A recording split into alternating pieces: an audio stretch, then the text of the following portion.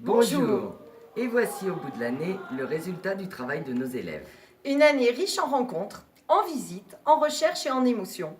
Une année pas toujours facile, mais les élèves répondant dès leur entrée en classe au slogan « Concentrés, efficaces et motivés ». Nous ne sommes pas des professionnels, mais c'est avec fierté que nous vous présentons leur reportage. L'an dernier, nos camarades de 3e nous ont fait l'honneur de nous transmettre le devoir de mémoire afin que nous continuions de passer le flambeau. Le passage de témoin a été fait lorsque nous avons vu leur journal de guerre et vu leur reportage photo. Nous avons donc eu à cœur de bien mener la mission qui nous a été confiée. Toute l'année, nous avons travaillé sur le projet. Aujourd'hui, nous vous présentons notre reportage en quête de mémoire qui finalise notre travail. Dans ce sujet, nous allons vous présenter le portrait et l'idéologie de Hitler. Wenn nicht ein Wille befiehlt, wenn immer die anderen zu gehorchen haben. En 1912, Hitler, artiste raté, commence à fréquenter des groupes racistes et il devient lui-même raciste et antisémite. Pendant la Première Guerre mondiale, il apprend à mépriser la valeur de la vie humaine. En 1919, il adhère au parti ouvrier allemand, le DAP, qu'il va transformer en parti nazi. Humilié par les termes du traité de Versailles, le diktat, son antisémitisme augmente car il considère les Juifs responsables de la guerre et de la défaite. Hitler est anéanti par la perte des milliers de soldats pendant la Première Guerre mondiale, des Allemands de sang pur. Dès lors, son objectif est de restaurer la grandeur de l'Allemagne. En 1923, il tente un coup d'État, le putsch de Munich, pour prendre le pouvoir, mais celui-ci va échouer et Hitler va se retrouver en prison. Durant 1923-1924, l'année de son emprisonnement, Hitler va écrire son livre « Mein Kampf, mon combat », dans lequel il va exposer son idéologie. En 1929, il profite de la grande crise économique mondiale pour augmenter sa popularité. En 1933, il devient chancelier de l'Allemagne. Hitler électrise les foules par de grands discours lors de grands rassemblements. Hitler est en effet un grand orateur. So wie ihr in stolzer Ergebenheit diesem Deutschland Dienst tut, wird heute Deutschland den stolzer Freude seine Söhne in euch marschieren sehen. Dès l'été 1933, l'Allemagne devient la dictature d'Hitler. À la mort d'Hindenburg, le président d'Allemagne, le 2 août 1934, Hitler a désormais les pleins pouvoirs. Il cumule les deux fonctions, président et chancelier. Dès son arrivée au pouvoir, il s'attaque à l'esprit non allemand. Dans son idéologie basée sur la hiérarchisation des races, il existe des races supérieures et des races inférieures. La race supérieure, la race aryenne ou la race des seigneurs regroupe les Allemands de sang pur, germaniques, nordiques, grands musclés, blancs aux yeux bleus. Hitler considère qu'une race supérieure, donc plus forte, doit anéantir les plus faibles. La base de sa théorie est en place. Hitler veut aussi réunifier le peuple allemand dans un grand empire, Ein Reich. Il lui faut donc trouver les moyens d'atteindre son objectif. Pour convaincre le peuple allemand, il utilise la propagande et en particulier un film Le Triomphe de la volonté, qui montre une Allemagne forte, unie et indépendante. Hitler est montré comme le sauveur promettant le paradis au peuple allemand. C'est la célébration du pouvoir et du peuple allemand. Zusammen für unser Deutschland. Und wir müssen fest zusammenstehen für dieses Deutschland. Il va donc mettre en place une politique d'annexion, s'attribuer les territoires des pays où se trouvent des Allemands comme l'Autriche pour réunir les peuples allemands.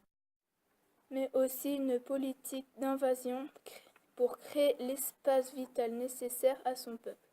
Il va donc se mettre à envahir l'Europe. Afin de rendre pur le peuple allemand, il va s'attaquer à tous ceux qui peuvent s'opposer à son régime et à ceux qui ne répondent pas aux critères de pureté. Hitler va donc se débarrasser des opposants, politiques, intellectuels et religieux, en commençant par les SA dont Ernst Röhm est le chef. Röhm est devenu un rival pour Hitler. Il s'ensuivra bon nombre d'assassinats. C'est la nuit des longs couteaux. Ensuite, les autres opposants seront enfermés dans des camps de concentration qu'Hitler fera ouvrir dès son arrivée au pouvoir. Puis éliminer ceux qu'il considère comme inutiles, malades mentaux, handicapés et homosexuels. Enfin s'attaquer à ceux qu'il dit être les races inférieures, les Slaves qu'il va asservir sans servir comme esclaves et les utiliser jusqu'à la mort dans les usines du Reich. Les Juifs et les Tziganes dont il veut nettoyer l'Europe car il les considère comme des sous-hommes qu'il souille la race allemande.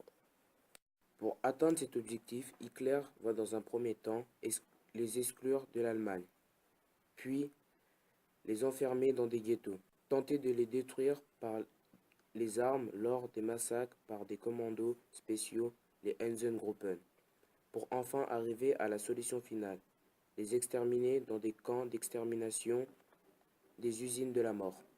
Afin de ne pas provoquer de réaction de la part du peuple allemand, Hitler s'appuie sur une forte propagande dirigée par Joseph Goebbels. Il manipule et convainc le peuple allemand par la radio, les affiches et le cinéma, de la dangerosité des Juifs et présentera les camps comme de nouveaux lieux de vie.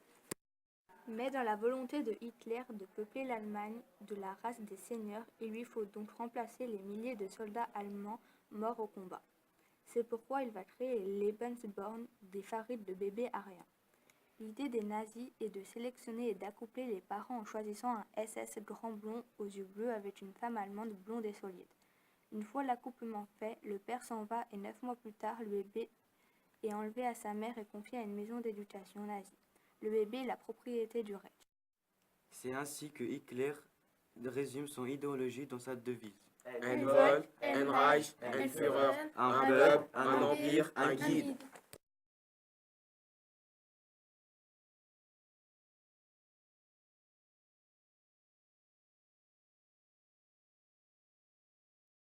Nous avons rencontré M. Nanit qui est venu dans notre classe pour nous raconter son histoire d'adolescent, résistant et déporté dans le camp de Buchenwald. Nous présentons notre sujet. Nous poursuivons notre enquête en rencontrant un résistant. Jean Alide, nom de code Gratien. Il est né rue Boileau, à Lyon, le 14 septembre 1923. En 1939, il veut s'engager dans l'armée, mais son père refuse et il va travailler à l'usine. En juin 1940, il quitte Lyon pour Saint-Paul, les Trois-Châteaux et entre dans le réseau Charette. Il distribue des tracts et aide la résistance en faisant des faux papiers et envoie des renseignements. Il rencontre plusieurs fois Jean Moulin sans savoir que c'était lui. Il poursuit ses actions jusqu'au 31 mars 1944, où il est arrêté par la Gestapo. Il est emmené à Montluc.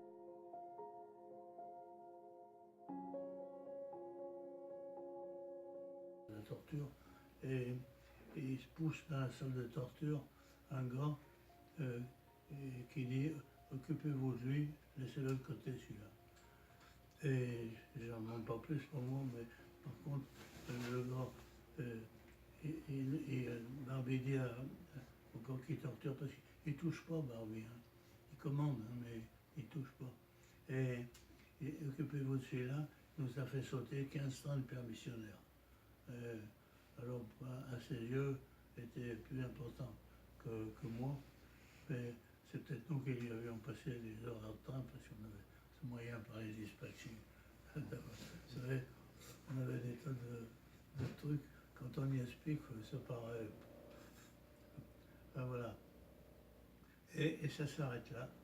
Et je suis transféré le jour même à Montluc. Et j'y reste à peu près un mois. Donc du 31 mars au 1er mai. Malgré tout, j'ai quand même vu partir pendant ce mois une dizaine de gars pour être fusillés.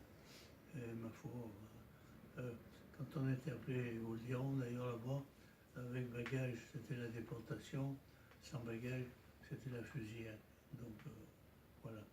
Et moi, je suis appelé avec bagage et en direction, on est embarqué donc à la gare de Perrache et dans un train de voyageurs. Les fenêtres sont grillagées pour pas qu'on saute par les fenêtres. On ne serait pas gêné de le faire d'ailleurs, si on avait pu. Et puis on débarque à la gare de Lyon, carrément dans la gare de Lyon. Et là, c'est des camions qui viennent nous chercher et qui nous emmènent sur Compiègne.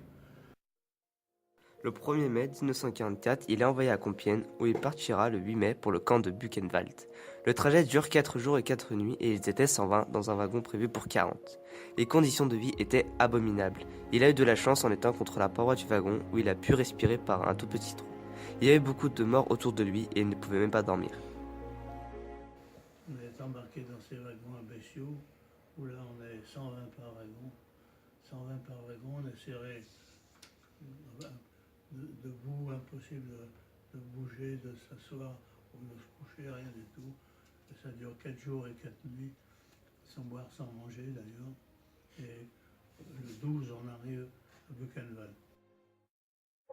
À l'arrivée, il y a eu le matricule qu'il a fallu apprendre en allemand, 49 839. Sa journée dans le camp était toujours la même. Il se levait très tôt, 4 heures du matin. On distribuait une eau chaude, colorée. Ensuite, il y avait l'appel dans la cour qui pouvait durer jusqu'à 3 heures. Même il neigeait, puis il travaillait 12 heures dans une carrière de pierre, puis une usine d'armement. Le soir, il avait droit à une sorte de soupe avec des rutabagas, topinambours ou betteraves et un bout de pain de 10 cm par 4 cm. On retourne sur la place d'appel pendant 2 heures environ. Donc il y a des appels qui en duraient plus que ça le soir, pour la bonne raison que c'est pris sur notre temps de repos et que tout est fait pour nous démolir. Alors donc on a des anciens du camp qui nous ont dit qu'ils avaient eu des appels de 4 heures, 5 heures. Alors là, il y a des morts à chaque appel d'ailleurs, même en 2 heures de temps. Et on est obligé de les tenir pour qu'ils soient comptés, chacun d'un côté. Sinon... Grâce à l'aide d'un espion, il est transféré le 14 juillet 1944 dans une usine d'aviation. Pour braver les Allemands, ils chantèrent tous la Marseillaise en quittant le camp. Il est chargé de contrôler les pièces des avions et il prendra beaucoup de risques en les sabotant. Le premier jour que je contrôle les pièces, je laisse tout passer, le bon et le mauvais. Et ça a tout passé. Non seulement ça a tout passé, mais c'est revenu quelques jours après au montage. Il y en a qui ont cassé. Alors je suis accusé de sabotage. Alors je me décharge quand même sur le civil, qui sont tous des anciens nazis qui ont instauré le régime. On l'aurait rencontré en ville, on serait battu. Enfin, de toute façon, moi je dis, si le civil y a laissé passer, c'est qu'il a pensé que c'était bon. Il faut que je peux dire, moi. Il aurait fallu qu'ils condamnent leur civil. Alors donc, ça s'arrête. Et alors, dans ces contrôles, on nous a appris 2 mots. Nararbet, la pièce n'est pas terminée. Auschwitz, la pièce est capote. Alors donc, on fait des circuits fermés. On remet Nararbet.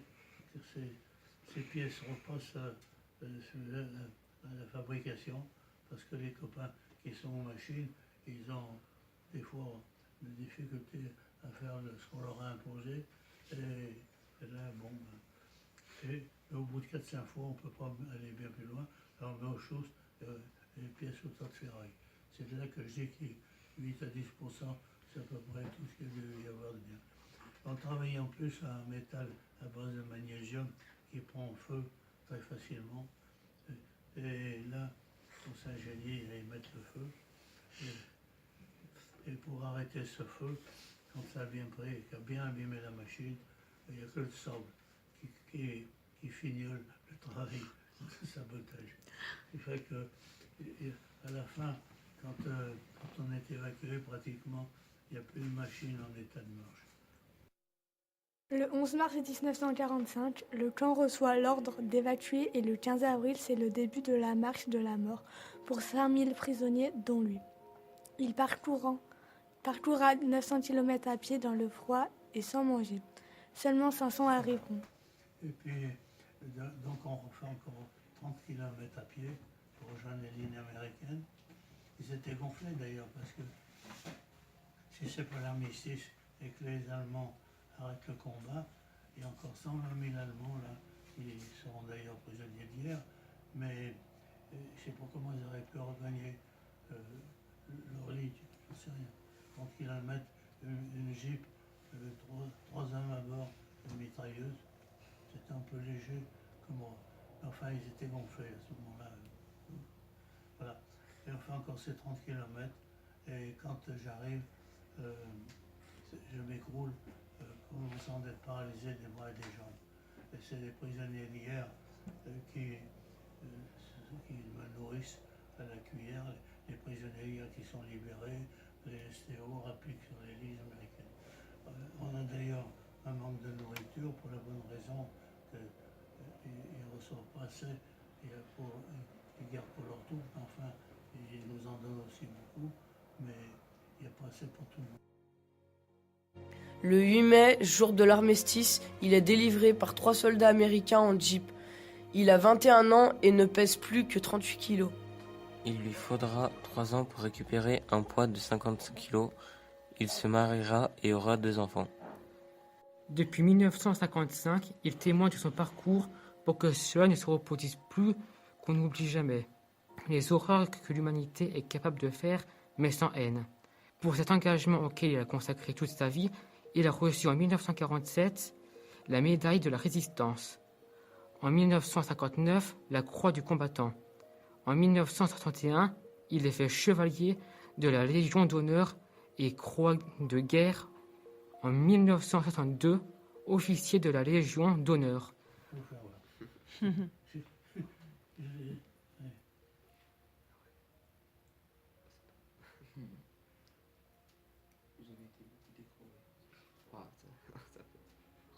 Et voilà, la Légion d'honneur, grand officier de la Légion d'honneur, mérite national, Cordillère avec Palme. J'ai cité l'ordre de l'armée d'ailleurs, médaille de la Résistance, croix du combattant volontaire, croix du combattant de la Résistance, les palmes académiques, et puis là c'est des commémoratives de la déportation, de l'enterrement, enfin, voilà. Si, on a quand même été décorés. Les palmes académiques, c'est parce qu'il intervient dans les écoles depuis de très très nombreuses années, Jean. Oui. Oui. Alors, il faut faire très attention. Vous savez, la liberté, c'est quelque chose de précieux. Je vous souhaite de la conserver longtemps.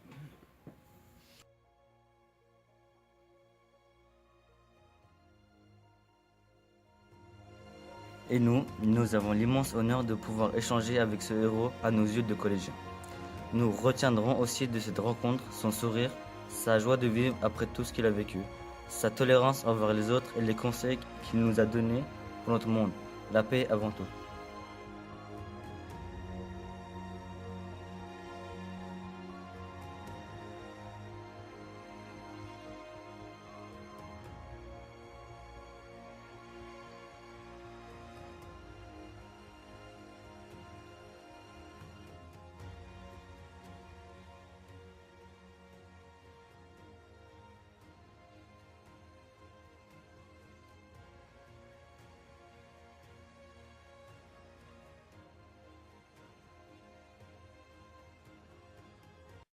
Nous avons été visiter le mémorial Jean Moulin et découvert son implication dans la résistance. Voici notre reportage.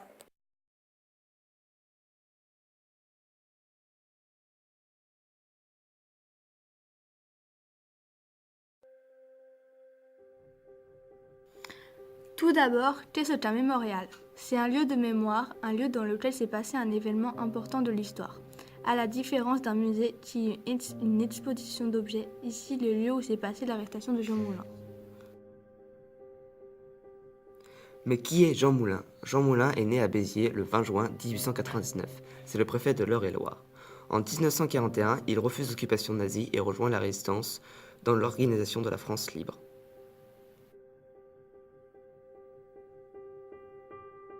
Il rencontre à Londres le général de Gaulle qui l'envoie à Lyon pour unifier les mouvements de la résistance et nommer un nouveau chef. Il agira sous le nom de code Rex, Max ou Régis. Comment s'est déroulée son arrestation? Le général de Lestrin, chef de l'armée secrète, est arrêté à Paris le 9 juin 1943. L'armée secrète rassemblait les différents mouvements de résistance pour lutter contre l'armée nazie. Il faut qu'il y ait une réunion et donc un lieu pour cette réunion.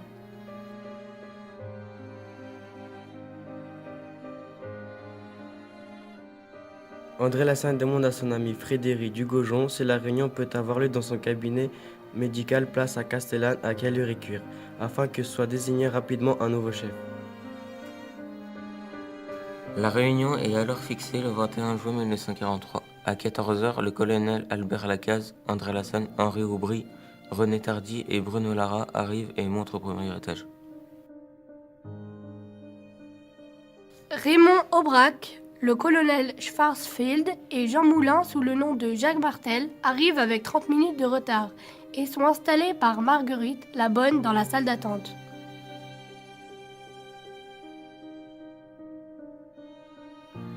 Un quart d'heure plus tard, la Gestapo, la police nazie, arrive avec Klaus Barbie le chef.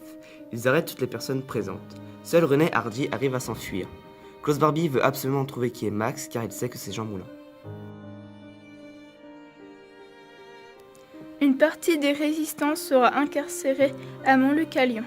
Jean Moulin sera torturé par Klaus Barbie au siège de la Gestapo, avenue Berthelot. Puis il meurt le 8 juillet 1943 dans le train qui l'amène en déportation en Allemagne des suites des tortures qu'il a subies.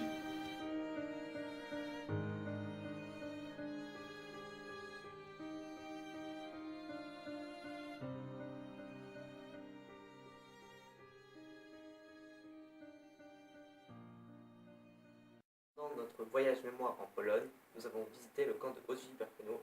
Nous vous présentons notre sujet. Ce projet est la preuve matérielle de la mise en œuvre de l'idéologie nazie.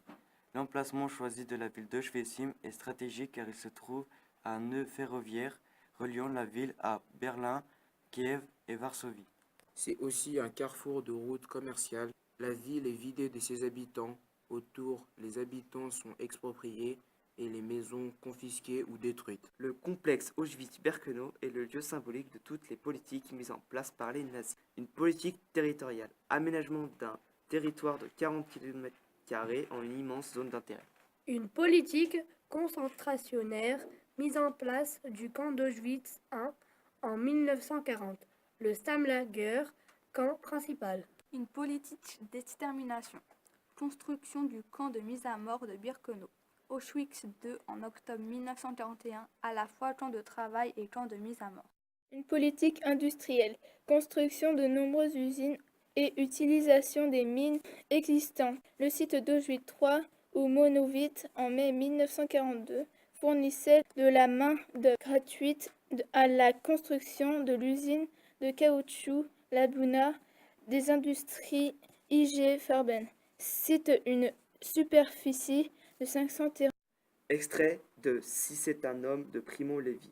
La Buna est aussi grande qu'une ville. Ses rues et ses bâtiments portent comme nous des numéros ou des lettres ou des noms inhumains et sinistres. 40 000 étrangers y vivent et parlent 15 à 20 langues. Tous les étrangers vivent dans les différents lagers autour du camp. Le Judenlager, le camp des Juifs, fournit 10 000 travailleurs de tous les pays d'Europe. Nous sommes les esclaves, ceux à qui tout le monde peut commander, et notre nom et le numéro que nous portons sur le bras est cousu sur la poitrine. Une politique agricole. Plusieurs fermes constituent le pôle agricole, élevage et culture. Il existe dans l'idéologie nazie un rapport à la terre important. Blood, Oud, Bouden, qui veut dire le sang et la terre. Une politique scientifique. Un pôle de recherche agricole, mais aussi un pôle de recherche médicale, Hygiène Institute. L'idéologie nazie est basée sur le discours scientifique. La population juive est considérée comme un virus dont il faut protéger le sang allemand. C'est pourquoi le terme extermination est utilisé, terme qui s'applique à l'élimination des insectes ou des rats. Le laboratoire Bayer louera des déportés pour exterminer les nouveaux médicaments. Une politique raciale. Un quartier arien est prévu pour 80 000 personnes, ainsi qu'un quartier SS.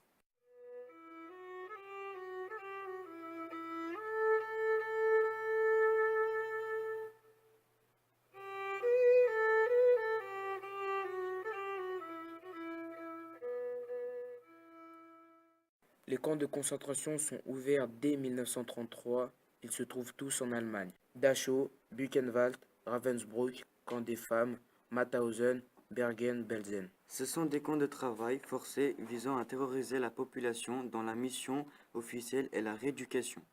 C'est un lieu fermé où les prisonniers politiques, résistants, opposants au régime, mais aussi criminels de droit commun, homosexuels sont exploités par la force et le travail. Ils sont appelés camps de mort lente car les conditions de vie et les traitements infligés sont atroces. Ils fonctionnent tous sur le même modèle, un slogan dessus du portail qui souligne l'objectif du rééducation et un crématoire pour la gestion des corps des morts. Les camps d'extermination. Le terme extermination montrant l'autre comme un insecte ou de la vermine montre la déshumanisation du peuple juif. Ils ne sont plus considérés comme des humains. Ces camps de mise à mort sont au nombre de 6 et sont situés sur le territoire polonais depuis 1930. Ils ne cessent d'évoluer et à partir de 1942 sont destinés à détruire de manière industrielle et méthodique des vies humaines dans des chambres à gaz de grande capacité et les corps détruits dans les fours. La mise à mort se fait dès l'arrivée au camp ou dans les heures qui suivent. Ces camps n'emploient que peu de main-d'œuvre. Les Sonderkommando qui récupèrent les affaires et déportés, vident et nettoient les chambres à gaz et détruisent les corps dans les fours. Ces camps se trouvent à proximité des grands ghettos pour rendre les lieux judenfrei, c'est-à-dire libres de juifs. Chelmsford, Belzec, Sobibor, Treblinka. Majdanek, Lublin et Auschwitz-Birkenau sont des camps mixtes, à la fois camps de concentration et camps de la mort. Ce sont les seuls où se pratique la sélection.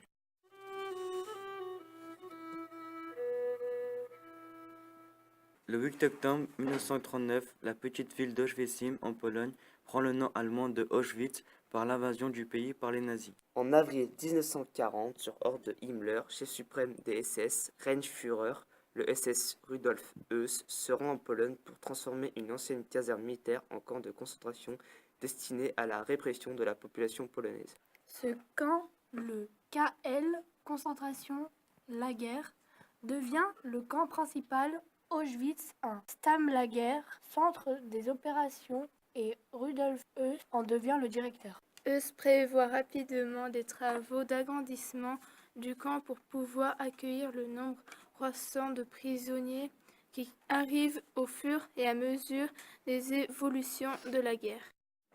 300 juifs seront réquisitionnés pour augmenter la capacité d'accueil des blocs ou en augmenter le nombre, les bâtiments de gestion ou la villa du directeur et sa famille. Fin mai 1940, le camp d'Auschwitz I est prêt avec son slogan et son crématoire. Jusqu'en 1941, il y aura des agrandissements de ce camp.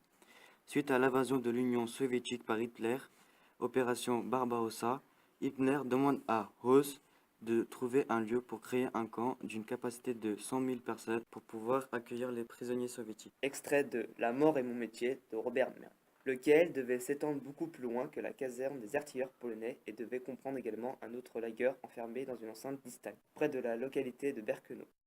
Le pays était parfaitement plat, coupé de marécages et de bois. L'air était fade, imprégné d'une odeur pourrie de marécage. Un silence total régnait. L'horizon s'étendait, pour ainsi dire, au ras du sol. Il formait une ligne noire, à peine coupée, çà et là par quelques bouquets d'arbres. Le ciel était bas et pluvieux. Il n'y avait pas une seule ondulation de terrain. Tout était plat, désert, immense. Avec l'arrivée des prisonniers soviétiques, le camp ne fait que s'agrandir. La construction de Birkenau est faite par les prisonniers dans des conditions épouvantables.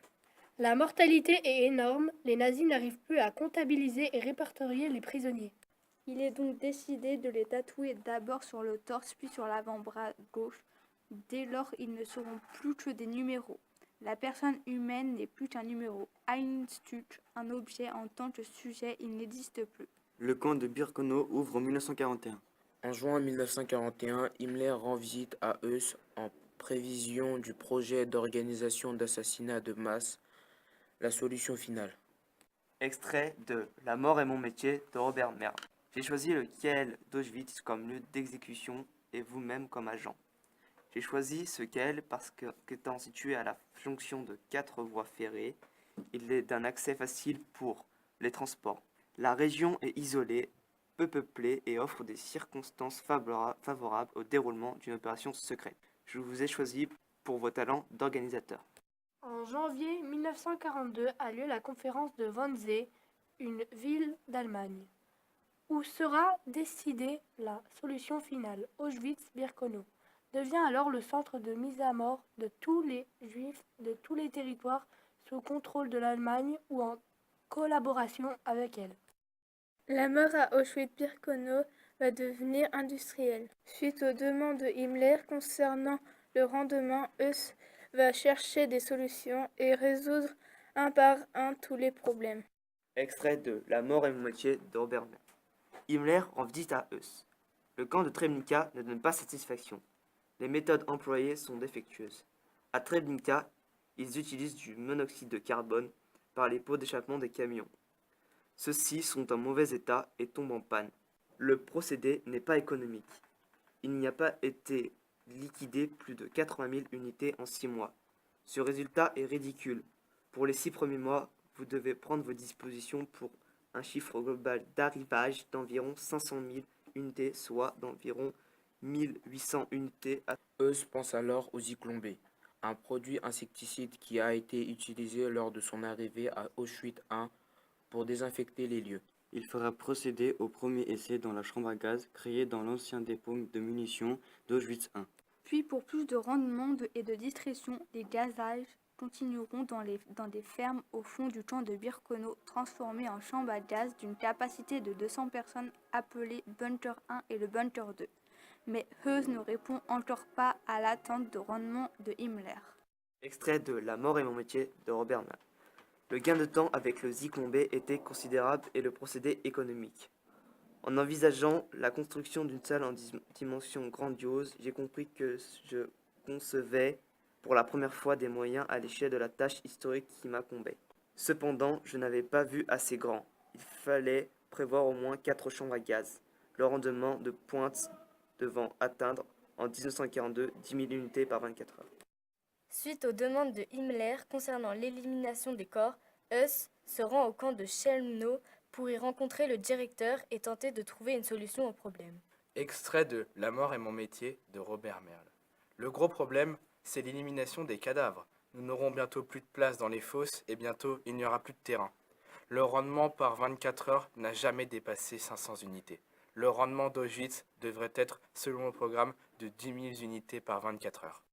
Heuss pense alors à brûler les corps dans les fours. En prévoyant 32 fours pour l'ensemble des 4 établissements qui devraient être construits, je pouvais arriver à un rendement global de 8000 corps par 24 heures. Nombre inférieur de 2000 unités au rendement de pointe demandé. Une fosse auxiliaire suffirait à brûler le cas échéant les 2000 unités restantes.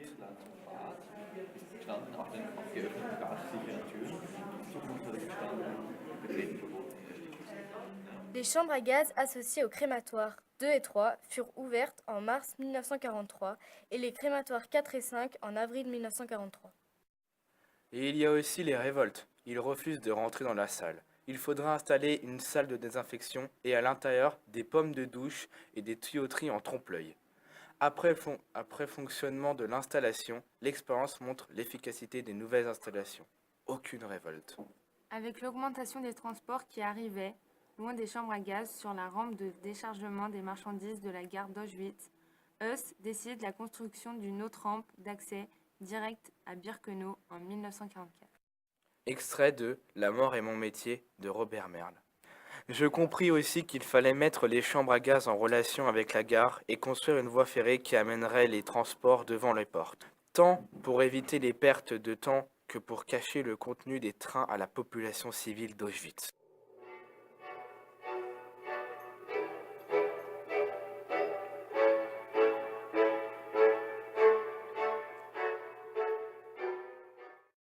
Suite au rafle, toutes les personnes sont acheminées vers les camps en train. Ils sont transportés dans des wagons destinés au bétail, non aérés, sans nourriture, avec un seau d'eau et un seau pour leurs besoins. Ils sont entassés, les hommes, les femmes, les vieillards, les enfants et les bébés. Le voyage peut durer plusieurs jours dans ces conditions.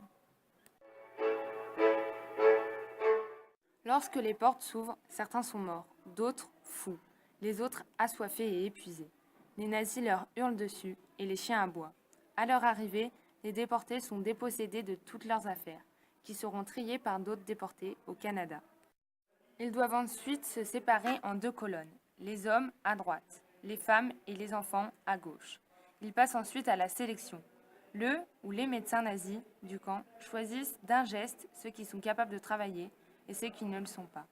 Les hommes, femmes et adolescents capables de travailler d'un côté, les femmes enceintes ou avec de jeunes enfants, les vieillards et toutes les personnes sélectionnées comme inutilisables sont directement envoyées aux chambres à gaz. Là, on leur ordonne de se déshabiller pour subir une désinfection.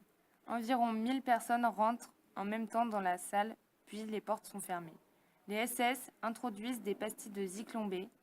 L'agonie dure plusieurs minutes dans les cris et les coups des gens qui tapent contre les murs. Une demi-heure après, les portes sont ouvertes et les déportés formant le groupe des Sonderkommando doivent retirer les cadavres, nettoyer la salle et acheminer les corps vers les fours où les corps seront brûlés. Les déportés sélectionnés pour le travail sont dirigés vers le sauna, bâtiment où ils prennent une douche, soit glacée, soit bouillante, puis ils sont rasés, tondus, tatoués et doivent porter un même vêtement rayé et des sabots de bois.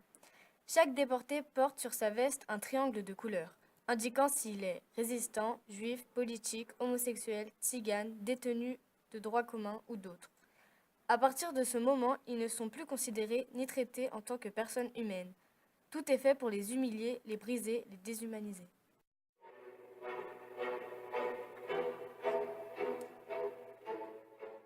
Ce sont les SS qui gardent le camp et s'occupent de la gestion. Ils sont dirigés par Himmler. Le camp est sous l'autorité du commandant Rudolf Höss, le Lagerkommandant. Le Lagerführer est le chef du camp de détention. La zone entourée de barbelés. Il a sous ses ordres les chefs de bloc. Il existe aussi un service pseudo-médical avec l'infirmerie, le Révier. Les nazis créent dans le camp une fonction qu'ils confient à des détenus, les capots. Ce sont des criminels de droit commun, brutaux et cruels.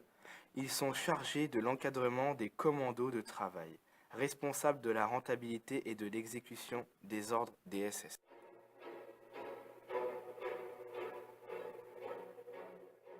Les déportés sont réveillés entre 3h et 5h du matin, au son d'une sirène suivie par les sifflets, les coups, les insultes des chefs de bloc. Les détenus doivent plier leurs paillasses, se laver, passer aux latrines, les toilettes, puis boire leur eau noire en guise de café. Puis, les prisonniers se mettent en rang et se dirigent vers la place d'appel où ils doivent traîner les morts de la nuit. Quel que soit le temps, froid ou chaleur, les détenus doivent rester des heures sans bouger, en silence, pendant que les chefs comptent et recomptent. L'appel du matin, avant le travail, est moins long que celui du soir, pris sur le temps de repos. Les détenus partent au travail avec la musique de l'orchestre d'autres détenus. Ils travaillent dans des commandos au moins 12 heures par jour. Le travail doit être épuisant, telle est la consigne. Le travail est éprouvant. Les capots, brutaux, cruels ou sadiques, au retour, ils doivent ramener les morts qui seront comptabilisés. Les juifs, les tziganes et les homosexuels sont affectés aux commandos les plus durs. La durée de vie dépasse rarement 9 mois en raison du manque de nourriture, des maladies ou du manque de sommeil. Tout est prétexte à punition. Les punitions sont variées. Suppression de nourriture, rester debout sur place pendant l'appel pendant des heures, être frappé à coups de bâton, torture, pendaison publique. Il existe aussi les divertissements punitifs, exercices physiques, épuisants dans la neige ou sous la pluie, lâcher des chiens. Les expériences pratiquées par les médecins nazis sur les détenus figurent parmi les crimes les plus cruels commis dans le camp. Les médecins nazis ont d'importantes fonctions à Auschwitz. Fin 1942, Karl Klockberg s'installe à Auschwitz où il effectue des expériences de stérilisation. Puis, Joseph Mengele pratique à partir de mai 1943 des expériences sur les jumeaux et les nains. Ces expériences provoquent des souffrances atroces entraînant le plus souvent la mort. Ceux qui survivent sont tués par une piqûre de phénol dans le cœur. La faim devient vite une obsession. Un détenu reçoit par jour un morceau de pain avec quelquefois une rondelle de saucisson ou un peu de margarine, ainsi qu'une soupe où flottent quelques légumes. Les prisonniers ressemblent à des squelettes. Le manque de nourriture et de vitamines provoque de graves maladies. La faim agit sur les détenus capables de se battre pour une épluchure. Être malade ou blessé, c'est de ne plus pouvoir travailler et donc être envoyé à la mort. Chaque camp dispose pourtant d'une infirmerie, le Révier.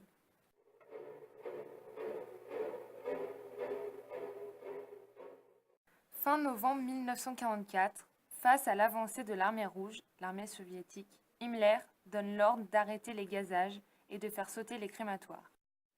Le 17 janvier 1945, les détenus capables de tenir debout sont emmenés dans les marches de la mort.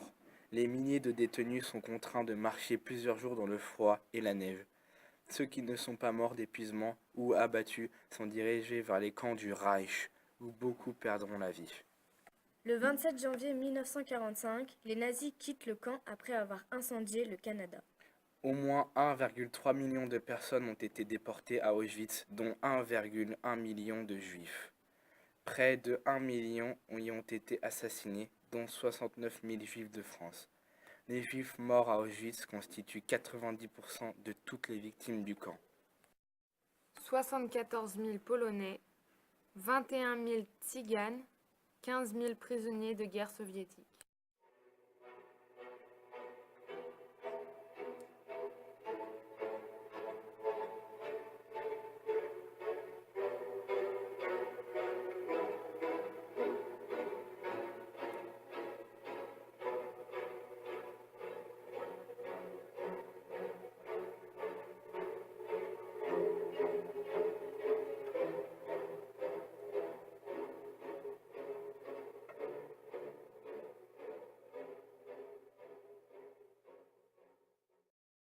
Des SS nous ont emmenés ce matin en nous disant qu'on allait recommencer une nouvelle vie, autre part que dans ce maudit ghetto. J'étais dans un train, serré contre mes camarades, avec très peu d'espace, et mon excitation par rapport au fait de recommencer une nouvelle vie se trouva anéantie par le fait de voir mes camarades mourir à côté de moi. Après notre arrivée, rien de ce qui nous avait été promis ne se passa. Notre traitement est horrible. Mon séjour dans ce centre, ce purgatoire, où je vois des choses horribles tous les jours. Je garde espoir car il y a eu des évasions. Non, c'est impossible. Je ne peux pas garder espoir avec le traitement qu'ils nous infligent et les morts par milliers tous les jours. Je ne pourrais pas survivre. Mais c'est impossible. Pourquoi moi? Qu'ai-je fait pour mériter ça? C'est injuste. Il y a eu de nouvelles évasions et cela me redonne espoir. Je dois retrouver cette liberté qui me revient de droit. Même s'il faut que j'en perde un membre, même s'il faut que je perde les gens que j'aime, même s'il faut que je cours malgré la faim, je courrai jusqu'à ramper, jusqu'à vouloir m'arracher les jambes, mais une chose est sûre, je ne finirai pas ma vie derrière ces barbelés.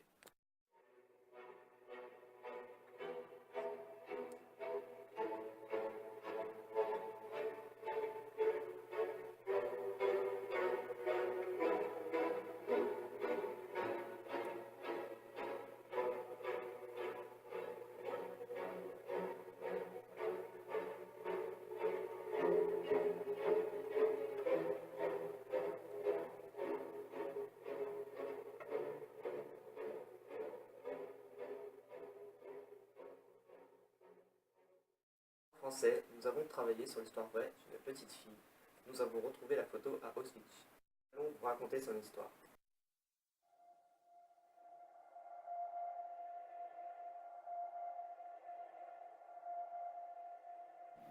Marie-Hélène est une petite fille polonaise née le 21 octobre 1931 qui envoyait des lettres à son père pendant qu'elle était séparée de lui. Elle vivait avec sa mère à Paris et son père travaillait dans les champs dans les Ardennes. Avec sa mère, elle a été raflée le 16 juillet 1942 et emmenée au Vel d'Hiv. Et là, elle écrit à son père de ne pas lui répondre car on leur a dit qu'elle n'allait pas y rester. Elle est emmenée au camp de Pithiviers dans le Loiret et séparée de sa maman qui est partie à Auschwitz le 31 juillet.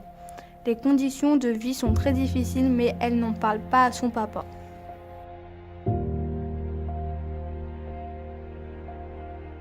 Là-bas, elle tombe malade, elle attrape la scarlatine et doit rester au lit pendant 40 jours. Elle est malade depuis 18 jours quand elle écrit à son père qu'elle va bien.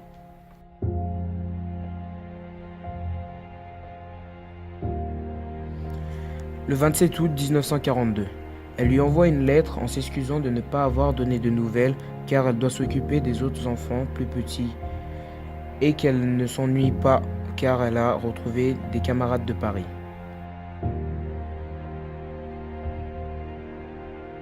Le 29 août, elle envoie encore une lettre. Cette fois-ci, elle dit à son papa qu'elle s'ennuie et est fatiguée. Elle a mangé du pain, d'épices et des poires apportées par une dame. Elle demande des nouvelles à son papa et si les patates poussent bien. Le 2 septembre 1942, elle écrit encore, mais cette fois-ci, elle dit qu'elle est bientôt guérie et s'amuse bien. On dirait qu'elle a le moral. À chaque fois qu'elle dit à son papa qu'elle l'aime et qu'elle l'embrasse.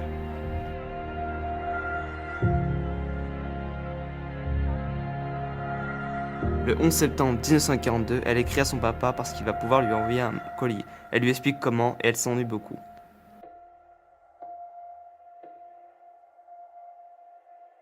Le 18 septembre 1942, c'est la dernière lettre qu'on a retrouvée de Marie à son papa. Elle est longue et elle demande une photo de son papa et une de sa maman. Elle ne semble pas avoir le moral, elle dit qu'elle est très faible, qu'elle a maigri. Elle a attrapé la varicelle et qu'elle a entendu qu'on va libérer les enfants de moins de 16 ans. Son papa lui manque, elle espère le revoir bientôt. Pour la première fois, elle dit qu'elle pleure beaucoup. 3 jours après, elle est déportée à Auschwitz par le convoi numéro 35 et gazée le 23 septembre 1942. Elle allait avoir 11 ans. On sait que 163 enfants ont été avec elle, aucun enfant de moins de 16 ans n'a été libéré. On a retrouvé sa photo dans la salle des Juifs de France.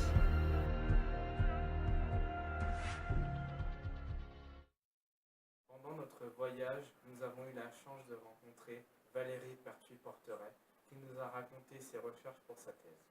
Recherches qui ont duré 25 ans. Le sujet en était les enfants juifs sauvés dans le camp de Vénissieux. Voici le reportage que nous avons fait.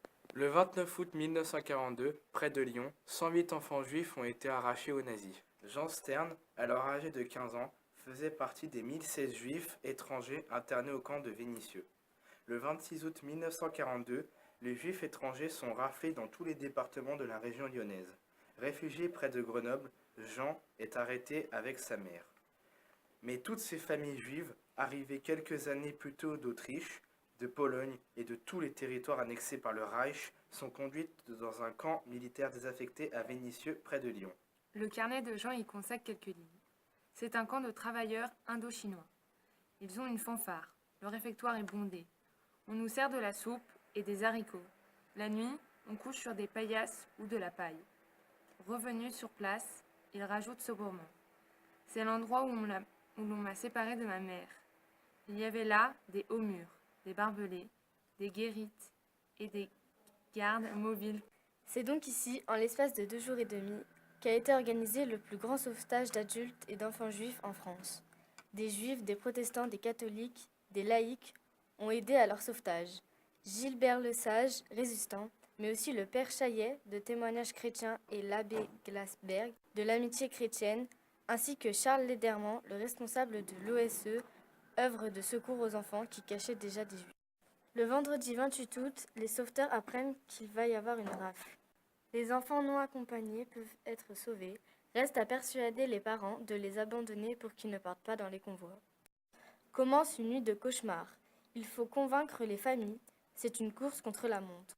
Dans les témoignages réunis par l'historienne, d'autres décrivent l'affolement des parents, les cris, les pleurs, la panne d'électricité qui plonge le camp dans le noir, cette femme qui s'arrache les cheveux. Les petits sont conduits dans le réfectoire du camp, par la baie vitrée. Certains aperçoivent les cars qui emportent leurs parents. Sur les 545 juifs partis ce jour-là vers Drancy, puis Auschwitz, seule une dizaine reviendra. Le sauvetage d'enfants, lui, n'est pas terminé. Le 29 août, 3 cars les emmènent à Lyon, montée des Carmélites, dans un ancien camp ou un couvent occupé par les éclores israélites de France. Les scouts faisaient le guet à l'entrée. Les plus petits portaient des pancartes autour du cou. Les grands qui tentaient de les calmer en organisant des jeux. Mais très vite, tous sont dispersés. Jean et raccompagnés près de Grenoble. Des institutions religieuses, des orphelinats accueillent les rescapés. Pour cacher chaque enfant, c'est souvent toute une chaîne de courageux anonymes. Sur les 89 enfants sauvés identifiés par Valérie Pertuis-Porteret, 86 ont ainsi échappé aux chambres à gaz. 3 ont été repris. Certains sont restés en France, d'autres vivent aujourd'hui en Suisse, en Belgique, en Afrique du Sud, aux États-Unis ou en Israël.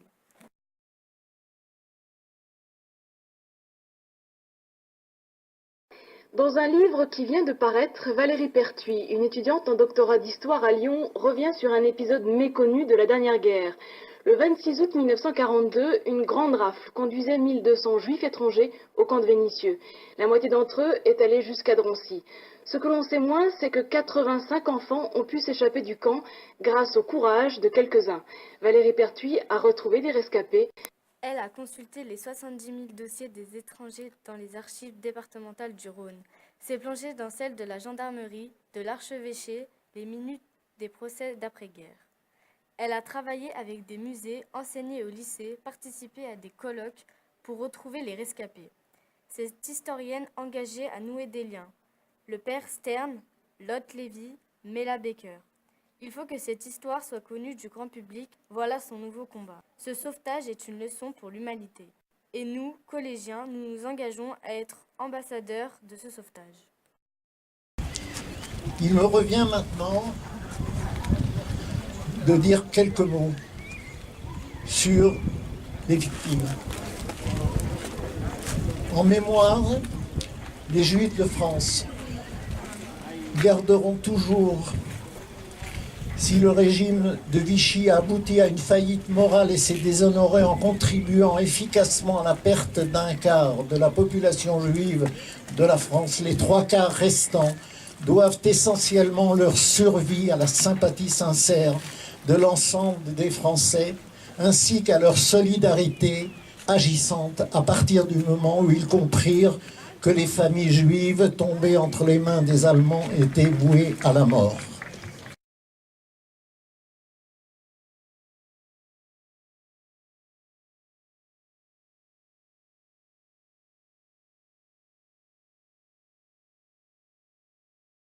Nous allons vous présenter le parcours de celui qui a été appelé le boucher de Lyon.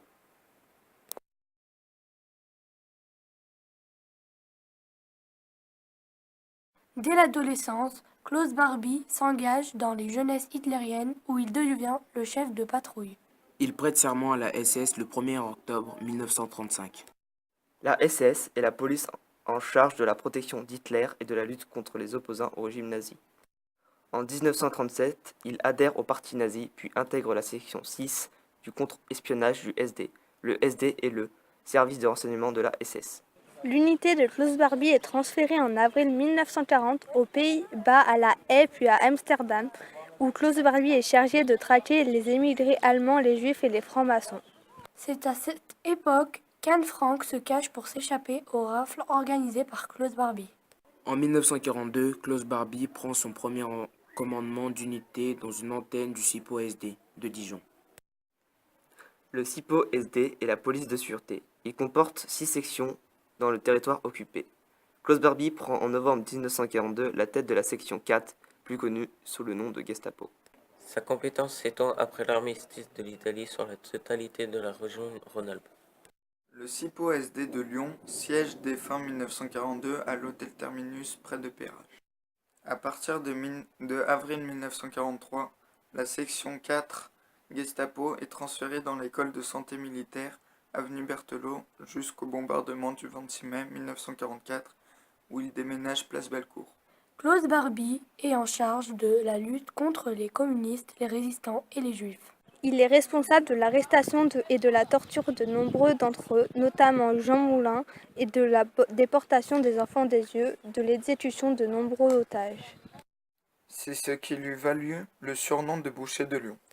Jusqu'au 27 août 1944, Klaus Barbie fait régner la terreur dans toute la région lyonnaise, commandant des centaines de déportations et ordonnant des exécutions collectives comme à Rieux-la-Pape ou à Saint-Genis-Laval.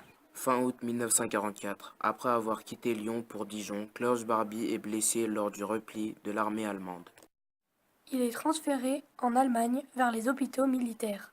Arrêté par les Britanniques en septembre 1946 à Hambourg, il parvient à s'échapper sous une fausse identité.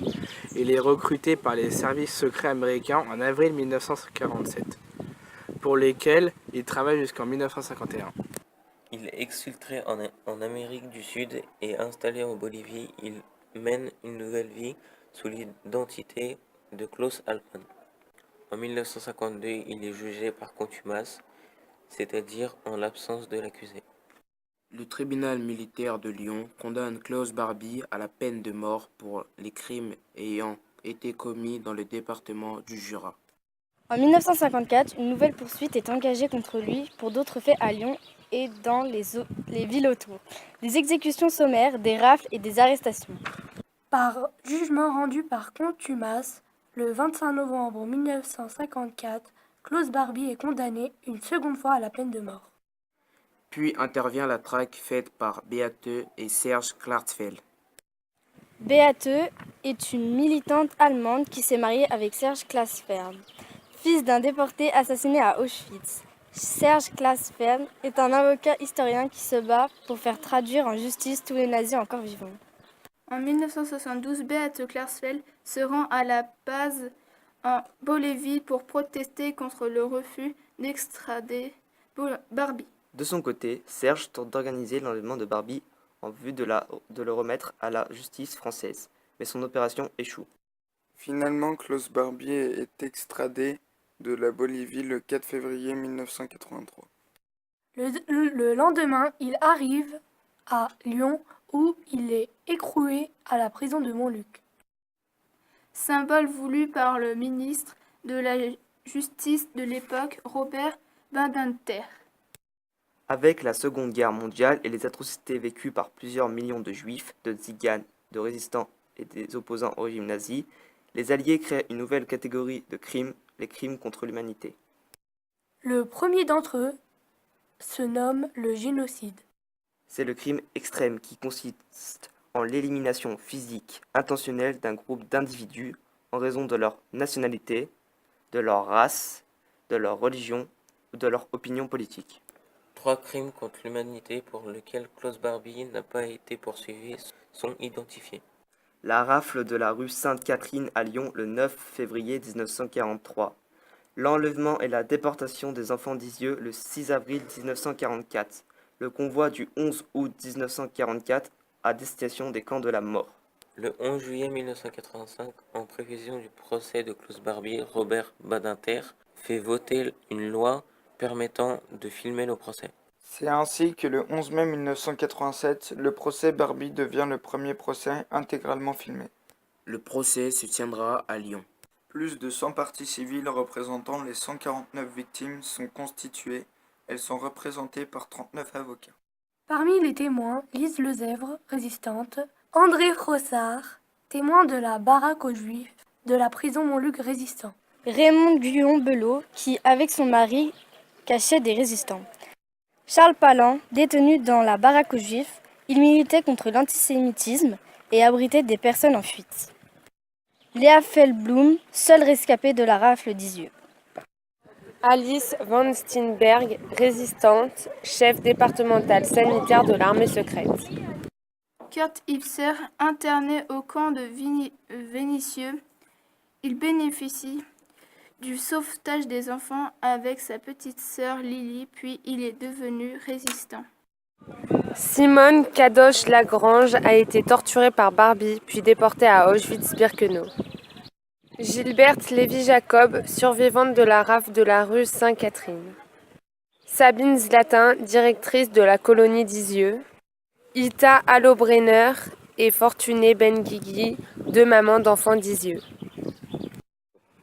Au 3e jour de son procès, Klaus Barbie refuse d'assister au débat. Après des jours d'absence, Barbie est obligée de revenir le 26 mai, mais elle quittera à nouveau l'audience du 27 mai. Contraint pour la 2e fois, l'accusé réapparaît le 5 juin, mais reste silencieux. Il refuse à nouveau de comparaître, mais le 3 juillet, le président l'oblige à revenir pour écouter les témoignages.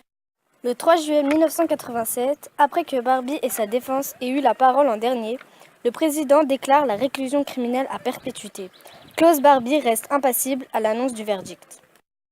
Il mourra à la prison de Saint-Joseph, à Lyon, d'un cancer, le 25 septembre 1991.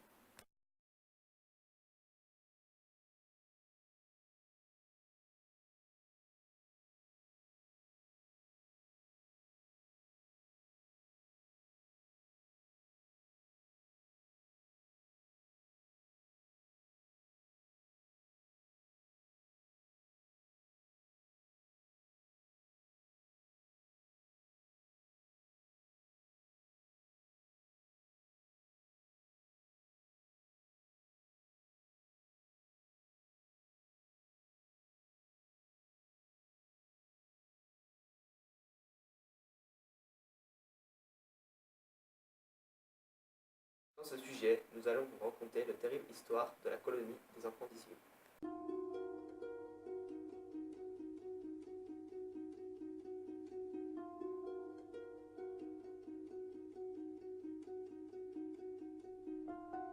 C'est une maison dans l'Ain tenue par Sabine et Miron Zlatin qui, à partir de mai 1943, accueille des enfants juifs de différentes origines pour les protéger des Allemands. C'est un cadre merveilleux, magnifique, en pleine campagne, et pourtant, la vie quotidienne est difficile. Il n'y a pas de chauffage et pas d'eau courante. Les enfants aident pour tous les travaux. Ce qui m'a frappée, c'est que les enfants étaient presque heureux. On faisait tout pour qu'ils oublient. À Isieux, il y avait des animateurs qui leur faisaient faire du théâtre. Certains dessinaient des bandes dessinées. Ils fêtaient tous les anniversaires. Il y avait une ambiance qui était une ambiance pour leur faire oublier la guerre. Oublier qu'ils étaient juifs, oublier qu'ils risquaient d'être arrêtés. En octobre 1943, une classe ouvre dans la maison. Il y a des lettres que les enfants avaient écrites à leur famille. Ils ne se plaignaient pas pour ne pas inquiéter leurs parents, mais ils se faisaient des soucis pour eux. Les gens du village aident les habitants de la colonie. Yann, 10 ans, qui a écrit à Dieu cette lettre déchirante retrouvée à Isieux. Dieu, que vous êtes bon, que vous êtes gentil, et s'il fallait compter le nombre de bontés et de gentillesses que vous nous avez faites, il ne finirait jamais. Dieu, c'est vous qui commandez, c'est vous qui êtes la justice, c'est vous qui récompensez les bons et punissez les méchants. Dieu, après cela, je pourrais dire que je ne vous oublierai jamais. Je penserai toujours à vous, même au dernier moment de ma vie. Vous pouvez être sûr et certain. Vous êtes pour moi quelque chose que je ne peux pas dire tellement que vous êtes bon. Vous pouvez me croire, Dieu. C'est grâce à vous que j'ai eu une belle vie avant, que j'ai été gâté, que j'ai eu de belles choses que les autres n'ont pas. Dieu, après cela, je ne vous demande qu'une seule chose. Faites revenir mes parents, mes pauvres parents. Protégez-les encore plus que moi-même, que je les revoie le plus tôt possible. Faites-les revenir encore une fois. Ah, je pouvais dire que j'avais une si bonne maman et un si bon papa. J'ai tellement confiance en vous que je vous dis un merci à l'avance. Liliane Gerenstein, son frère Maurice, les 42 autres enfants d'Isieux ont été déportés et assassinés. Les bons n'ont pas toujours été récompensés, les méchants n'ont pas toujours été punis. Le 6 avril 1944, les 45 enfants et les 8 adultes présents ont été raflés par la Gestapo, sur ordre de Klaus Barbie. Les enfants avaient entre 5 et 18 ans. Léon Reffman a réussi à sauter par une fenêtre et se cacher, et pourra témoigner au procès Barbie. À l'entrée de la maison, il y a une plaque avec leur nom et âge. Ils sont emmenés à la prison Montluc. Léa Feldblum, une éducatrice, seule survivante du camp, raconte au procès Barbie que les enfants étaient couchés par terre et les adultes attachés à un mur en hauteur par les mains pour être interrogés. Ils sont partis le lendemain de Lyon-Perrache pour Drancy, où ils arrivent le 8 avril. Un enfant, René Michel Vucher, qui n'était pas juif, est libéré, le 13 avril. 34 enfants et 4 éducateurs sont déportés à Auschwitz par le convoi numéro 71. À l'arrivée sur la Judenrampe, 2 adultes, Léa Feldblum et Suzanne Reffman, sont mises dans la file des commandos de travail. Les autres sont mis dans celle de chambre à gaz. Mais en voyant son fils qui pleurait, Suzanne l'a rejoint. Léa servit de cobaye aux médecins nazis et a été libérée en janvier 1945. Les autres, restés à Drancy, ont tous été déportés à Auschwitz entre avril et juin 1944 et assassinés.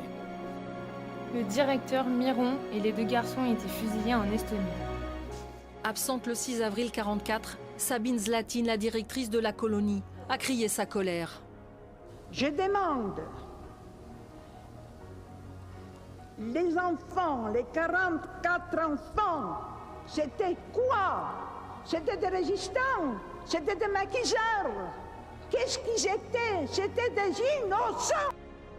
L'après-midi, nous avons fait un atelier sur les affiches de propagande pour essayer de comprendre comment les gens ont pu être si cruels envers les Juifs, en les considérant comme des vermines à éliminer sans réagir, et même en étant convaincus de faire le bien pour leur famille et leur pays. Qui a été érigé pratiquement 2 années après la rafle des enfants d'Isieux.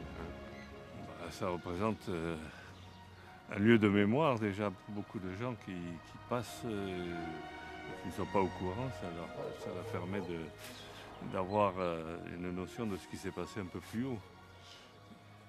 Parce que Isieux est quand même perdu, hein. C'est là-haut à 1,5 km dans la montagne.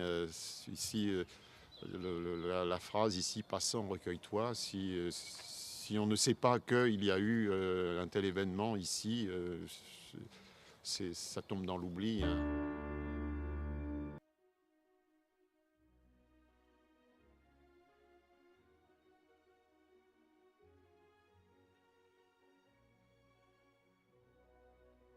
Dans le programme de nos visites de lieux de mémoire, nous nous sommes rendus à la prison Montluc.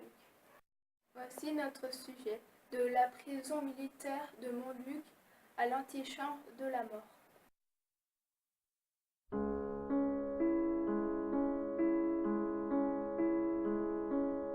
Autre mémorial, la prison Montluc.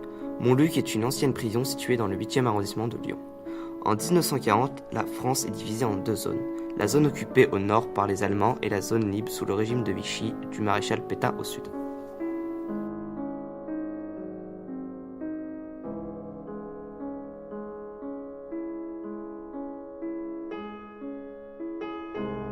À cette époque, Montluc était une prison militaire où étaient enfermés les opposants au régime.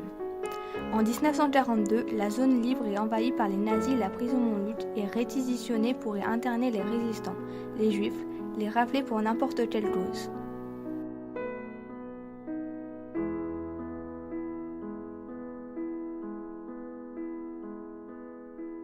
Montluc est un lieu de passage plus ou moins long dont on part avec bagages pour être déporté, sans bagages pour être fusillé. Jean Moulin, André Lassagne, Jean Lalitte, Claude Bloch, les enfants d'Isieux ont été internés.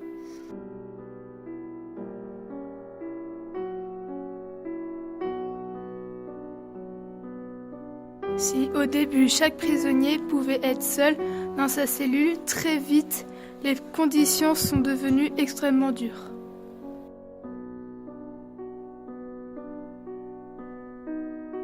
En 1944, jusqu'à 8 personnes dans une cellule et chaque lieu devenait une cellule possible. Cave, atelier où Jean Lalitte se trouvait, la baraque aux Juifs où Monsieur Bloch était.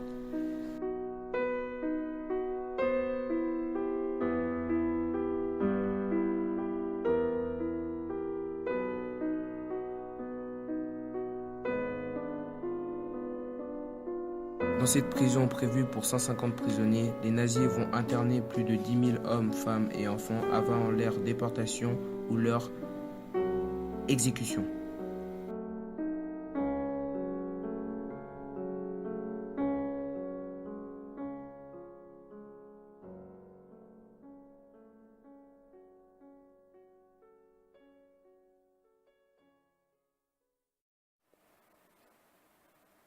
Lors de notre visite au mémorial Jean Moulin, nous avons découvert que André Lassagne était lui aussi un résistant. Voici notre reportage. André Lassagne. Ce nom nous est familier depuis notre entrée en 6e. C'est le nom de notre collège. Mais qui est-il? Il est né à Lyon le 23 avril 1911. et rentre en 1924 au lycée du Parc.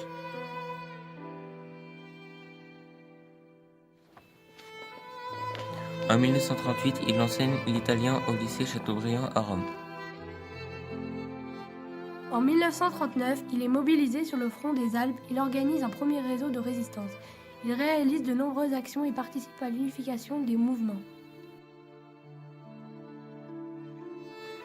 En 1941, résistant, il fait partie de l'armée secrète de Jean Moulin. Qu'est-ce que la résistance ? Pendant la Seconde Guerre mondiale, qui a eu lieu entre 1939 et 1945, la France est envahie et occupée par l'armée allemande. À partir de juin 1940, des hommes et des femmes se sont rassemblés pour contrer les nazis. Ils ont fait des actions comme imprimer et distribuer des journaux non autorisés, se battre contre les soldats nazis, détruire et saboter des voies de chemin de fer, des routes, des ponts pour les empêcher d'avancer, cacher des juifs pour les protéger.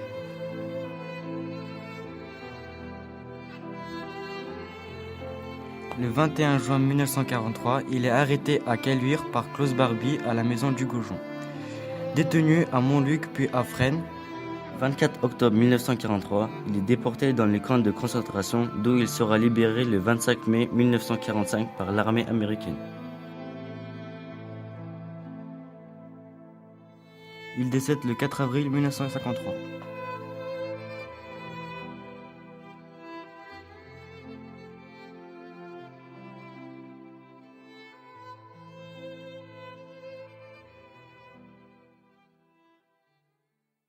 Dans le cadre de notre travail sur le devoir de mémoire, nous avons pu rencontrer M. Bloch, qui nous a raconté son histoire d'adolescent déporté à Auschwitz. Nous vous présentons notre reportage. Il est né le 1er novembre 1928 à Lyon. Il habitait à Lyon dans le centre avec sa mère, son grand-père et sa grand-mère. Son père était mort avant que la guerre commence. En 1941, ils ont voulu déménager vers Bron car ils avaient peur qu'on les arrête.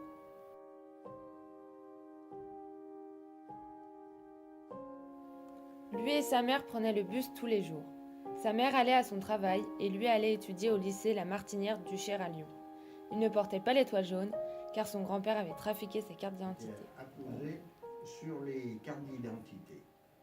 Mes grands-parents, ma mère ne se sont pas déclarés. Moi, j'ai eu cette carte d'identité donc à mon nom, mais sans avoir le tampon juif dessus. Ma mère, elle avait pu avoir auparavant une carte d'identité à son nom de jeune fille, Meyer, qui sonne moins non juif que Bloch, puisque beaucoup de protestants s'appellent Meyer. Donc moi, j'ai eu cette carte d'identité au nom de Bloch, qui était faite par les préfectures à l'époque à la main, c'est-à-dire une plume trempée dans l'encre et il faisait la carte d'identité, avec tous les tampons qu'il fallait dessus. Si bien que mon grand-père l'a habilement maquillé en changeant le O en A et en ajoutant ET à la fin. Ce qui fait qu'en réalité, j'ai une carte d'identité au nom de Blachet avec tous les tampons officiels dessus. Presque tous les jours, il se faisait contrôler dans le bus. Il avait toujours peur, parce que dans son cartable, il avait tous ses cahiers au nom de Bloch. Il n'avait pas dit à son école qu'il allait changer de nom de famille sur sa carte d'identité. Ainsi, il avait peur qu'on lui demande de sortir ses cahiers pour vérifier. Heureusement, ça n'a jamais été le cas. Il avait à peine 15 ans quand il a été arrêté par Paul Touvier. C'était le 29 juin 1944. Le premier jour des vacances d'été, le propriétaire de leur appartement avait demandé à Claude s'il voulait partir avec lui pour aller voir son petit-fils. Demain jeudi, j'ai rendez-vous à Lyon chez le dentiste. Je partirai le matin et j'en profiterai pour faire des courses. Donc ce jeudi 29 juin, ma grand-mère s'en va. Moi, je passe la matinée à mettre mon vélo en état parce que notre propriétaire avait dit à ma mère, votre fils est en vacances, j'ai de la famille dans la Drôme en pleine campagne, où pratiquement ils n'ont jamais vu un Allemand. Si vous voulez, je peux l'y conduire, il sera plus en sécurité qu'ici. Naturellement, ma mère avait donné son accord et le lendemain, le 30 juin, on devait partir à vélo dans la Drôme. Donc j'astique ce vélo, à 11h, je monte faire ma toilette, et à midi moins le quart, 2 hommes se présentent au rez-de-chaussée de la maison et nous demandent. Le propriétaire leur dit, ils sont au premier étage, ils montent, il y en a un qui va poser son revolver sur la table et ils nous disent, préparez une valise, on vous emmène. Je reconnaîtrai Beaucoup plus tard, au début des années 70, par des photos qui vont paraître dans les journaux, que cet homme, des photos de 44, qui vont paraître dans les journaux en 70, que cet homme qui pose son revolver sur la table était Paul Touvier. Donc ils nous disent, préparez une valise, on vous emmène. Ma mère me dit, change-toi. À l'époque, j'étais en tenue de scout quand elle me dit ça. J'avais, en dehors de mon pantalon de scout, j'avais ce qu'on appelait à l'époque un pantalon court, on dirait un short maintenant, mais enfin c'était d'un costume de même couleur, de même tissu que le pantalon long qui allait avec et la veste. C'était un costume 3 pièces, mais avec un pantalon court, un pantalon long et une veste. Elle me dit, change-toi. Mois de juin, j'hésite pas, je prends le pantalon court, et au moment où j'allais le mettre, elle me dit, non, mets ton pantalon long. Bon, je n'ai pas cherché pourquoi elle me disait ça à fin juin, début juillet. Il faisait une chaleur, bon. J'ai mis mon pantalon long, c'était pas le moment de demander une explication. J'ai mis ce pantalon long, ils nous ont emmenés et ils nous ont déposés dans la cour du 32 Place Bellecour, le siège de la Gestapo. Et ils sont partis. Tous les deux, Touvier et son acolyte ont disparu. Et ils nous ont fait descendre dans la cave où il y avait des chaises alignées. Là, une fois-ci, on tournait le doigt à la porte. À la porte, il y avait un Allemand qui avait un registre sur lequel il notait le nom des gens qui arrivaient. Et on s'est assis, chacun sur une chaise, mon grand-père, ma mère et moi. Et on a attendu. Des SS sont venus chercher son grand-père et sa mère pour les interroger. Lui est resté tout seul assis sur une chaise. Au bout d'un petit moment, sa mère revint. On lui glissa à l'oreille qu'ils avaient tué son grand-père devant elle. Elle ne lui dit rien d'autre car normalement, elle n'avait pas le droit de parler. Effectivement, au bout d'un moment, j'entends son nom derrière nous. C'est interdit de bouger, mais enfin, je me retourne quand même. Et je vois effectivement son corps sur les épaules d'un homme qui vient de faire inscrire sortie sur ce registre d'entrée. Et après, j'ignore totalement ce qu'ils ont fait de son corps. Ils ont ensuite été amenés à la prison Montluc. Chercher pour me mettre dans une baraque qui existait dans la cour de la prison et qu'on va appeler la baraque aux Juifs. Parce que dans cette baraque, ils mettaient tous les hommes juifs. Et les femmes, elles, restaient toutes en cellule, quelle que soit leur catégorie, résistantes juives ou raflées. Tous les hommes résistants étaient en cellule, mais les hommes juifs, ils les mettaient dans cette baraque. Il connaît dans la baraque aux Juifs 3 fois l'appel du matin. La porte le matin, de bonne heure, la porte s'ouvrait, lumière, un Allemand à la porte, une liste de noms, par ordre alphabétique à la main, peut-être une dizaine, quinzaine de personnes. Il appelait cette liste et on savait qu'elle se terminait par l'une des deux formules, avec bagage ou sans bagage. C'est les anciens qui nous avaient dit ça, c'est que tu étais déjà dans la baraque. Et c'est les 2 premières fois que j'ai entendu ces listes, la formule a été sans bagage. Donc on savait, et ceux qui avaient été appelés le savaient aussi évidemment, que sans bagage, ça voulait dire qu'ils allaient sortir de la prison et être fusillés dans la journée. Vous avez beaucoup de communes aux environs de Lyon où il y a des plaques ou des petits monuments qui rappellent qu'à cet endroit, à telle date, tant de détenus de Montluc ont été fusillés. Et le 20 juillet, 3e appel. Là, mon nom est prononcé. J'ai attendu la fin de la liste pour savoir comment elle allait se terminer. Là, j'étais dans les premiers, mais on commençait à en enlever. Bon, ça, on est un petit peu angoissé quand même. Enfin, finalement, elle s'est terminée par la formule avec bagage.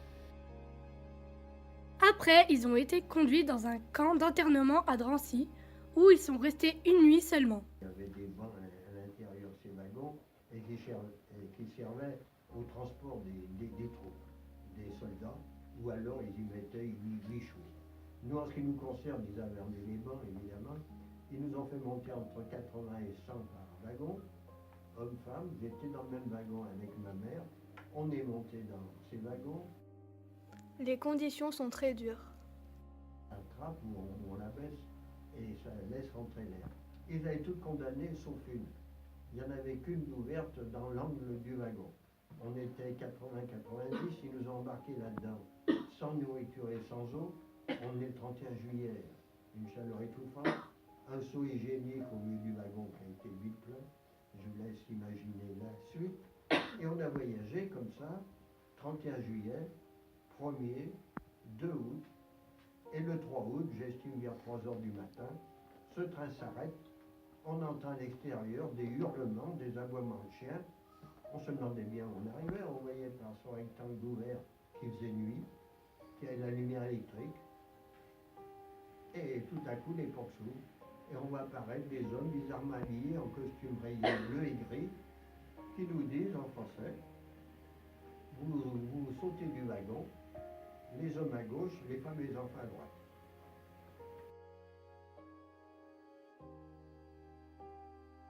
D'un côté, les femmes et les enfants étaient tout de suite emmenés dans la chambre à gaz et de l'autre côté, une file d'hommes.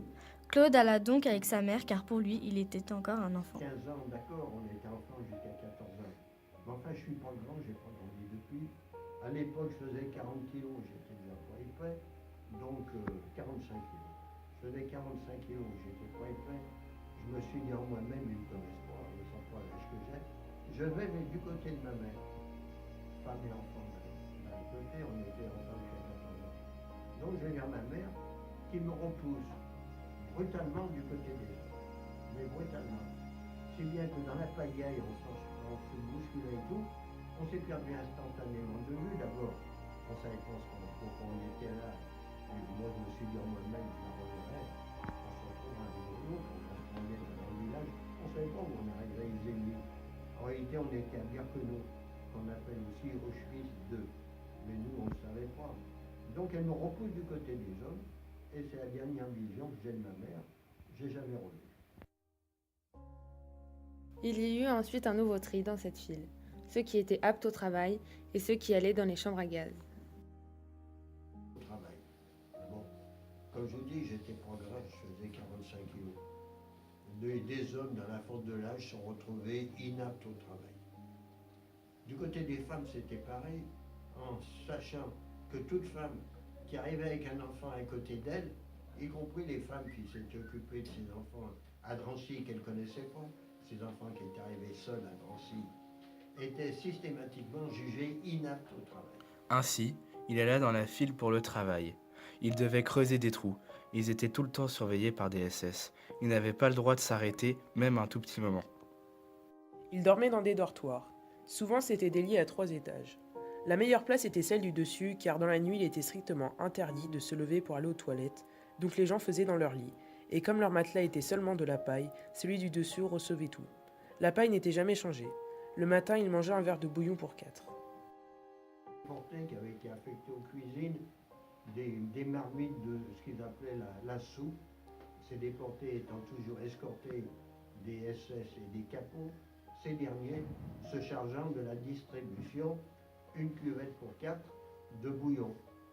Parce qu'en réalité, c'était que du bouillon. Si par hasard il y avait quelques légumes, du rutabaga aux pommes de terre, des choses comme ça, bon, c'était tombé au fond. Et les capots qui faisaient la distribution, bien entendu, les gardaient pour eux. Donc nous, à 4, on se partageait ce bouillon qui était fait, je ne sais trop avec quoi, mais certainement de l'eau non potable, parce qu'on avait toute la dysenterie, qui n'arrangeait pas les choses, au point de vue amaigrissement, parce qu'on maigrissait tous les jours. Donc on buvait ça à 4, et on reprenait le travail tout l'après-midi.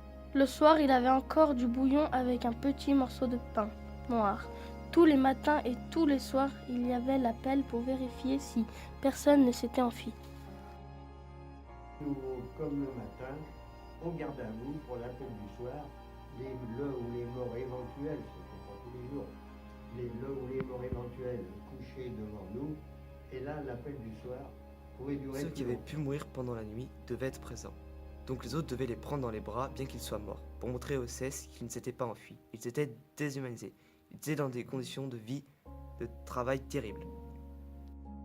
À Noël 1944, il est envoyé dans le camp de Stutthof sur un plateau de vallon par moins 25 degrés, dans une usine de fabrication de sous-marins. Les SS évacuent le camp avant l'arrivée des Américains.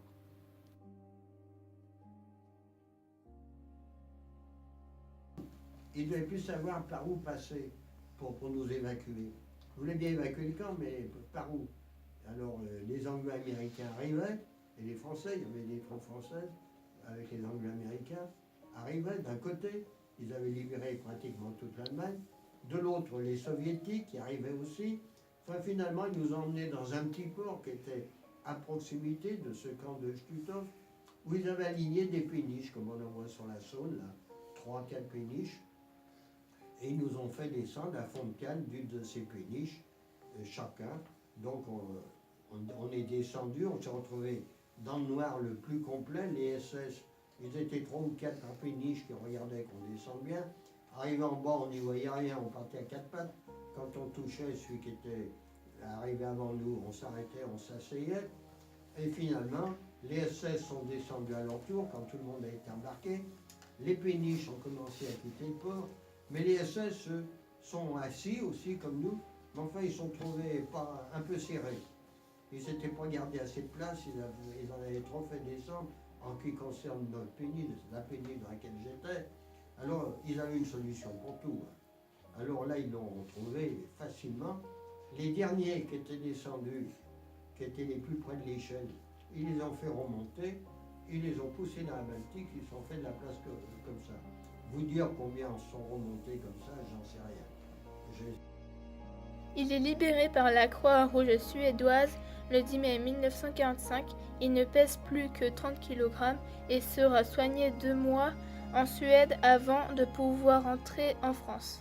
Les 10 premiers jours, j'ai reçu des piqûres au bras, comme ça, à la figure du bras. Des piqûres tantôt à droite, tantôt à gauche, 3-4 piqûres par jour pendant 10 jours. C'était une vraie passoire quand ça arrive au bout. Et là, le médecin suédois, au bout de ces 10 jours, qui parlait très bien le français, il paraît qu'il passait ses vacances en France avant-guerre, m'a dit, on t'a fait des piqûres de camphre pour te soutenir le cœur. J'avais 16 ans et demi, pour te soutenir le cœur. Mais tu sais, quand tu es arrivé, aujourd'hui je peux te dire que tu es sauvé, mais quand tu es arrivé, je te donnais pas 24 heures.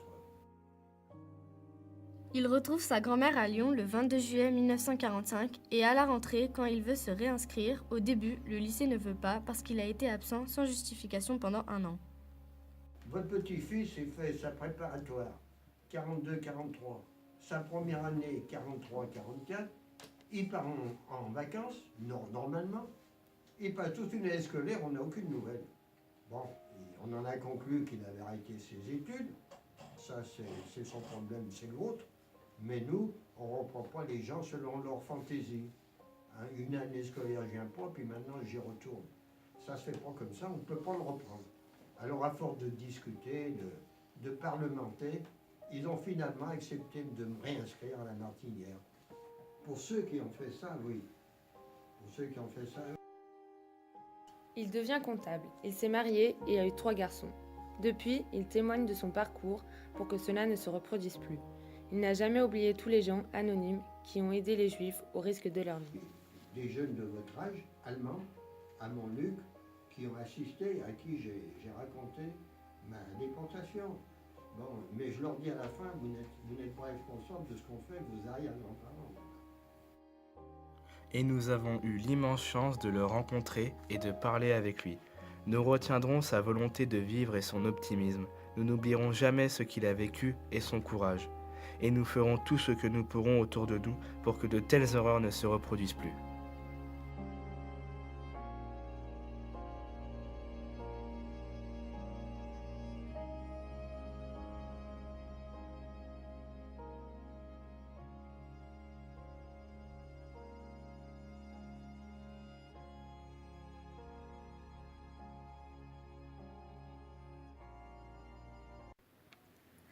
Et pour finir notre reportage, un sujet un peu plus léger.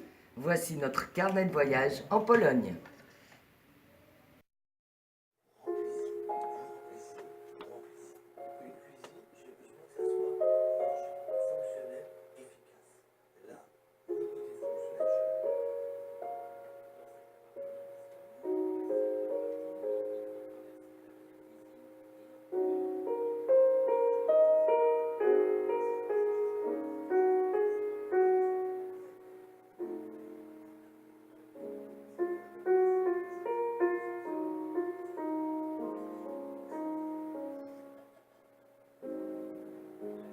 Bah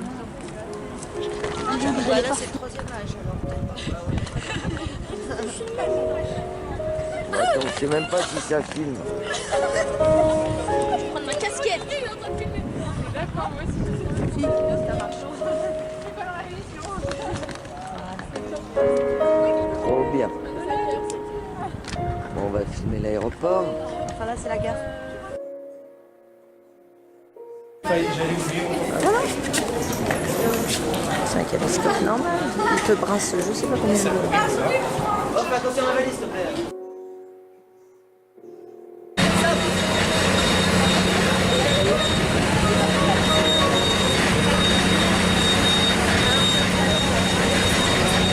Allez-y, montez.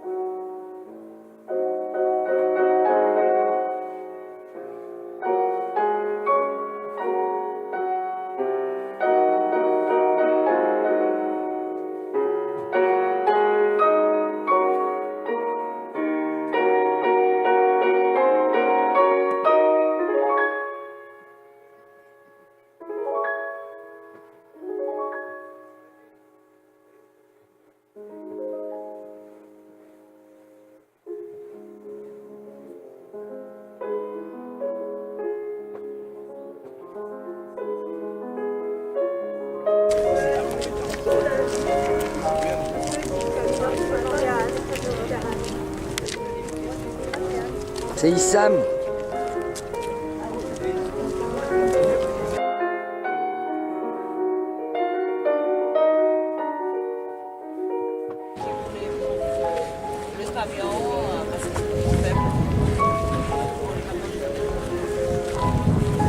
Alors c'est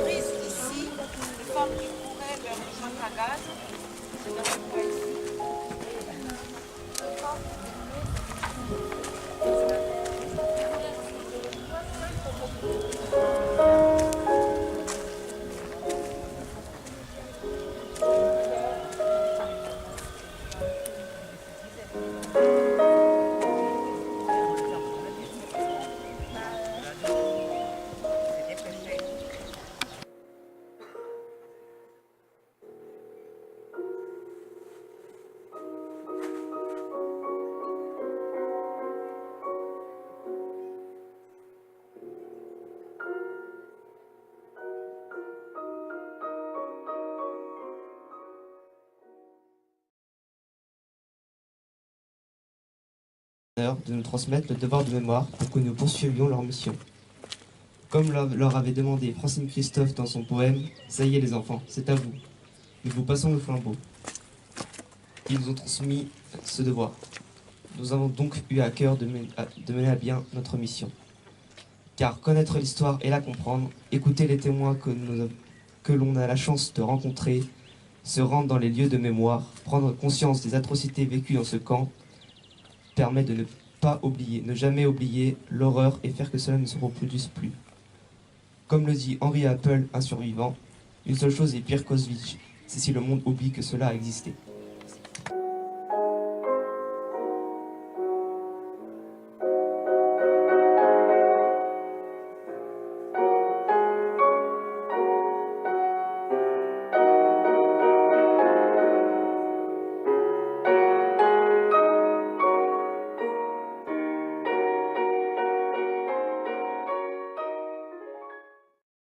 Cela, il a fallu que je te prenne. Et tu veux pas le son ? C'est dans la boîte. Non. Quoi ?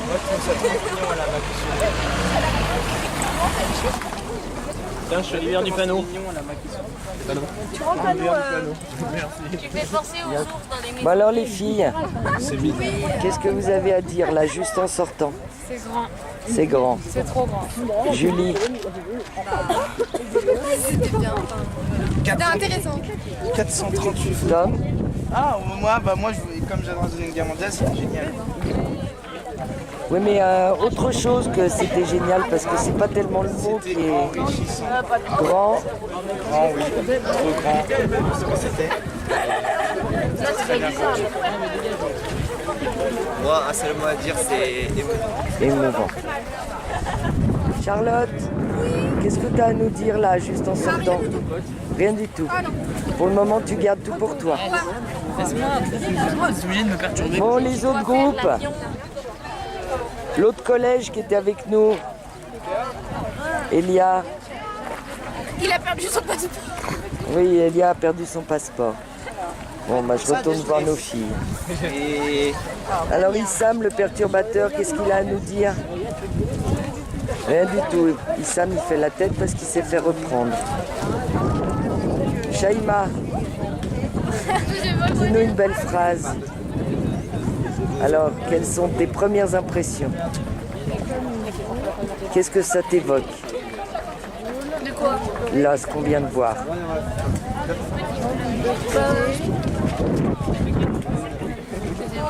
En fait, là, j'ai un trou de mémoire. T'as un trou de mémoire, c'est compliqué. Voilà, j'ai Pauline, marqué. C'était intéressant mais triste. intéressant mais triste. Et Madame Plumel, elle a quoi à nous dire? Moi, c'est le soleil qui m'a gêné, ce temps que j'ai trouvé indécent sur un tel lieu. Ça m'a perturbée. Madame Monestier, voilà. qu'est-ce qu'elle a à nous dire? Madame Monestier, c'est un peu intérieur, Madame Monestier. Il faut un petit peu de temps pour que ça sorte. Mais j'ai toujours beaucoup d'émotions. Voilà.